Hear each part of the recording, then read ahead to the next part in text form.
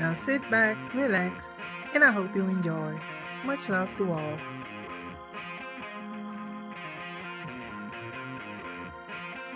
You have heard stories about bones being thrown into a particular house, bricks being thrown into a particular house, a cot moving upwards, etc. You have heard these ghost stories about certain haunted houses. What are these things? A tantric, certainly not a vidya tantric, but an avidya tantric, with the help of a certain portion of their own ectoplasmic stuff, sits tight in an asana, meditation posture, and, with the help of their ectoplasmic stuff, creates an ectoplasmic body for a detached mind, known as preta in Sanskrit. And with the help of their ectoplasmic stuff, attached to the detached mind, they do all these things. But at the time their body remains motionless. So these things are actually not done by ghosts. They are actually done by that avidya tantric with the help of that detached mind. One may say that these things have been done by ghosts, but they were not actually. And there is another type of being also. I say, being, because it is difficult for me to say that they are living beings or that they are dead beings. What happens? There are 7 recognized devayonis, divine entities. They are called divine, though actually they are not divine, because they are better, or higher, than ordinary human beings. Suppose a person is practicing spiritual sadhana regularly, properly, and with proper inspiration and sincerity, but some other desires, some other longings, remain covert in the person's mind. So what happens? Because of his piety, after death he gives up the physical structure, the solid body, and gives up the aquatic structure, that is, apatattva, also, but the other 3 factors, tejas merat, vyoma, remain with him, with his detached mind.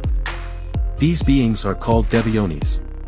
They are of 7 types, yaksa, raksa, kinara, gandharv, vidyadhara, siddha and prakritalina. In Bihar, particularly in the northern portion of Bihar, in most but not all of the villages, you will find a place just outside the village, known as the Brahmasthana. That Brahmasthana is the place where the villagers used to assemble to worship the yaksa. In the images of Pauranika, Puranic, gods and goddesses you will find the yaksa and yaksinii standing just to the right and left of the deity, a yaksa and yaksinii with kamaras, ceremonial whisks, in their hands. What is a yaksa?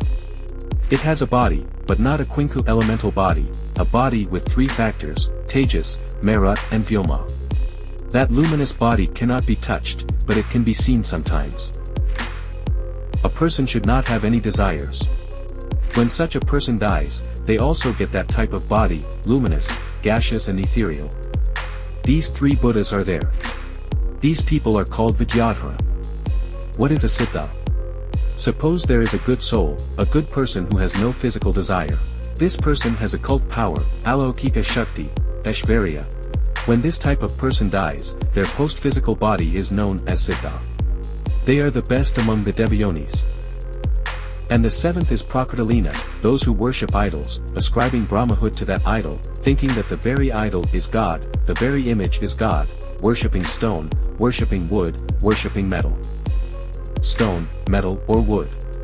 MRT means earthen image, Shila means made of stone, Data means made of metal, and Dara means made of wood. And they ascribe godhood to that wood or to that metal or to that stone. Then what happens? The person is ideating on that stone, or wood, or metal. A person adopts a body according to their object of ideation. Their own self is transformed into that entity, the entity which was their object of meditation.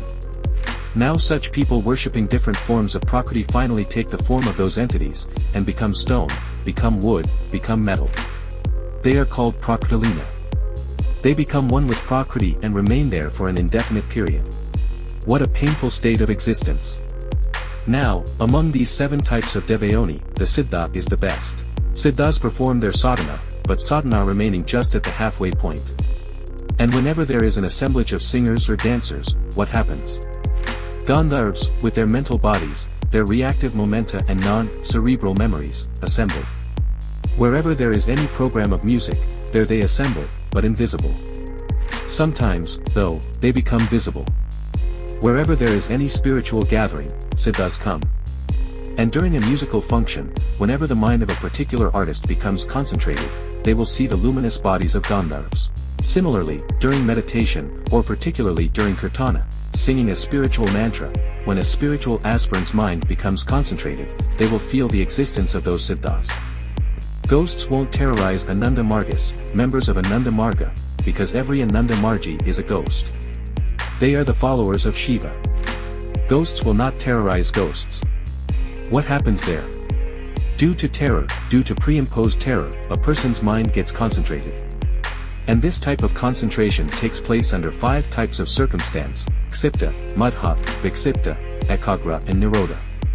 Ksipta is when the mind is very perturbed, full of worries and anxieties. At that time, due to sudden, short concentration, such a thing may happen. Madha is when your brain fails to decide what to do or what not to do, you are at a loss for what to do. This is called madhama plus kta.